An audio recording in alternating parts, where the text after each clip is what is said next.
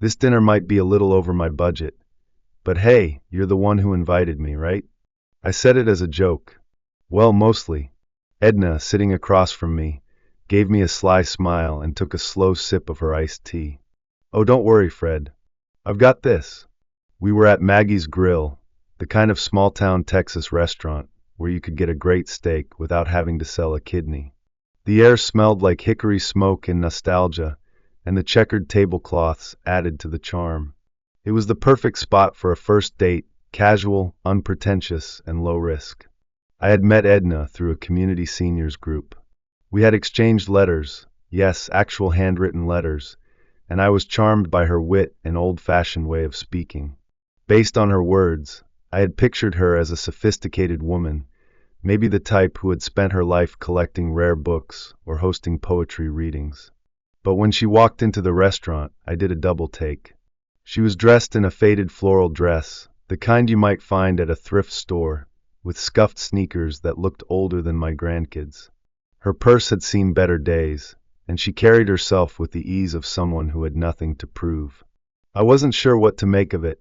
She seemed comfortable in her skin, unbothered, even.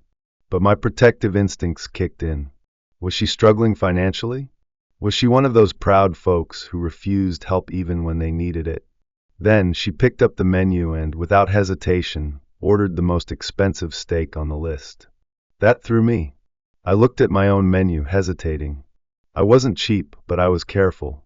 I'd spent my life being sensible with money, and I wasn't about to blow half my grocery budget on one meal. I'll just have the meatloaf special, I said, keeping my voice light. Edna raised an eyebrow. You don't strike me as a meatloaf man. I shrugged. What can I say? I like the classics. The conversation that followed was easy, even enjoyable. She told me stories about her youth, about traveling across the country, about seeing the world in a way I never had. She spoke of fancy hotels in New York, a summer spent in Italy, and a brief stint in California. But something felt off. She claimed she'd lived in California, but had never tried avocados. She talked about visiting Paris, but couldn't remember the name of a single landmark. She described a cruise to the Bahamas, but called the ocean just all right. It was as if she was downplaying everything. And then, when the bill arrived, she beat me to it, pulling a crisp $100 bill from her purse like it was nothing. I blinked. She caught my stare and winked. Told you, Fred. I've got this. I chuckled nervously, but inside my mind was racing. A woman who dressed like she was pinching pennies but tipped like a high roller? A woman who talked about the world as if it bored her? Something wasn't adding up. After dinner, Edna offered me a ride home. Now, I expected an old, clunky sedan, the kind with a tape deck still stuck on some country station from 1983. But when she led me to her truck, I nearly laughed out loud. It was ancient. A beat-up, rust-speckled pickup that looked like it had been held together with duct tape and pure determination. Hop in, she said, patting the hood like it was a trusty old dog. I hesitated. Does it run? She grinned. Better than it looks. I climbed in, buckled up, and braced myself. When she turned the key, the engine roared to life like a beast awakened from a long nap. The truck didn't just run, it moved.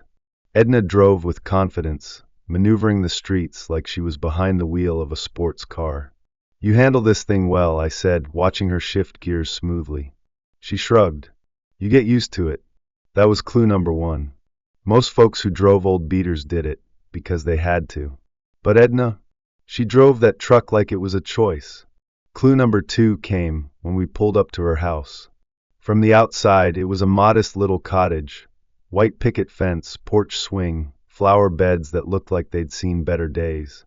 It fit the image I had built of her. Simple, no nonsense, practical. But when she invited me in for tea, I started seeing cracks in the story. Her furniture was modest, sure, but then there was the rug. A Persian rug, thick and intricate, the kind you don't just find at a garage sale. Her tea set, bone china. The delicate, fancy kind that screamed old money. And then there was the painting. It was a massive piece hanging above the fireplace. I didn't know much about art, but I knew expensive when I saw it. That's a nice painting, I said, trying to sound casual. Edna barely glanced at it. Oh, that? Just something I picked up years ago. Just something she picked up. I stared at her, trying to fit the pieces together. A woman who dressed like she shopped at thrift stores, but had a house filled with small, expensive details. A woman who drove an old truck, but handled it like a pro. A woman who paid for dinner like she had cash to burn. And then, without thinking, I blurted out, "Edna, you sure you ain't secretly rich or something?" She laughed. A full, belly-aching laugh. "Oh, Fred," she said, wiping a tear from the corner of her eye. "You really are something." I frowned, unsure if she was laughing at me or with me. But deep down, I knew one thing for sure. I was onto something. And I was going to find out exactly what. For the next few days, I couldn't stop thinking about Edna. Something about her didn't sit right. She carried herself like a simple, frugal woman, but every now and then, little cracks appeared in that image. The $100 bills. The way she spoke about luxury travel like it was a dull routine. The fancy tea set, the expensive rug, the way she drove like she had experience with something a lot smoother than that beat-up old truck. And that painting. The more I thought about it, the more convinced I became that I'd seen something similar before, on TV maybe, or in one of those fancy magazines at the barber shop. So being the naturally curious and slightly nosy man that I am, I decided to do some digging. I started asking around town, casually dropping Edna's name into conversations. Most folks had the same response. "Oh, Edna? Sweet lady.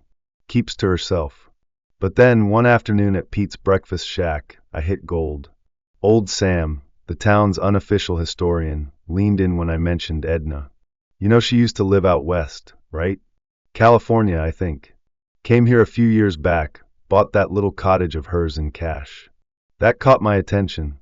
"In cash?" I repeated. "You sure?" Sam nodded, stirring his coffee. "Yup. And let me tell you something, Fred. People who buy property in cash ain't the type to clip coupons, if you know what I mean." That was the final clue I needed. That evening, I made up my mind. I was going to follow Edna. Now, let me just say this. Trying to stealthily follow someone when you're 72 years old is a lot harder than you'd think. My knees cracked every time I crouched behind a bush, and my back nearly gave out when I had to duck behind a parked car. But eventually, I saw where she was going, and I nearly lost my balance. Edna pulled into the driveway of a massive mansion on the rich side of town. I'm talking a gated estate, a circular driveway with a marble fountain in the center, and one of those front doors so big it looked like it belonged in a castle.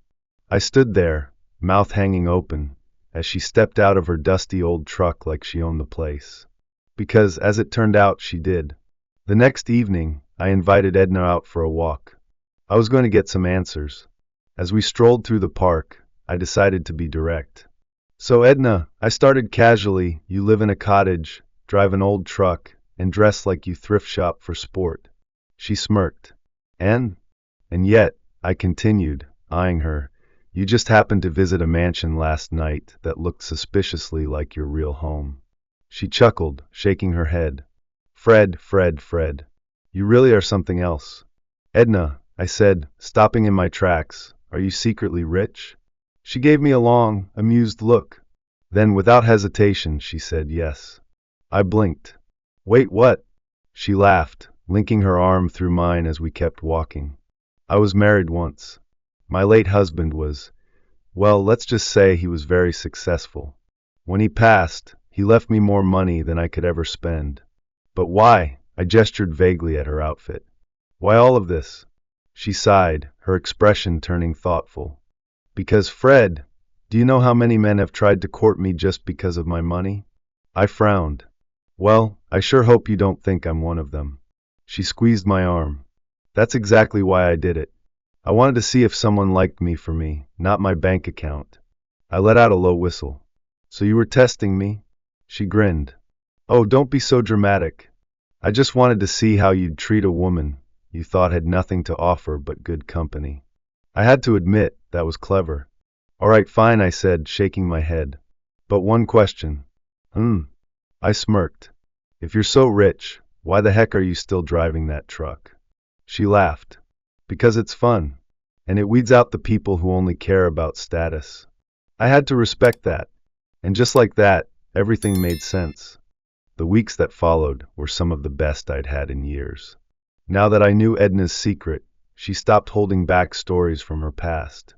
She told me about her husband, about the glamorous life she'd once lived, and why she had walked away from it. I just wanted something real, she admitted one evening as we sat on her porch, sipping iced tea. Something simple. Something normal. I nodded, watching the sunset paint the sky in warm hues. I get that. Money can't buy everything. She smirked. Oh, I don't know, Fred. It can buy me a pretty nice steak dinner. I chuckled. Speaking of which, now that I know you're loaded, I think it's only fair that I get to pick the restaurant next time. She rolled her eyes. You just want to make me pay again, don't you? I grinned. Hey, when you're dating a secret millionaire, you might as well take advantage. She playfully smacked my arm. Oh, you're impossible. I winked.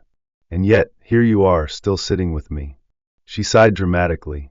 What have I gotten myself into? I took her hand and squeezed it gently. Hopefully something real. She looked at me then, and for the first time, I saw the hint of vulnerability behind all her teasing. I think so too, Fred. And just like that, my simple little life had taken the most unexpected turn.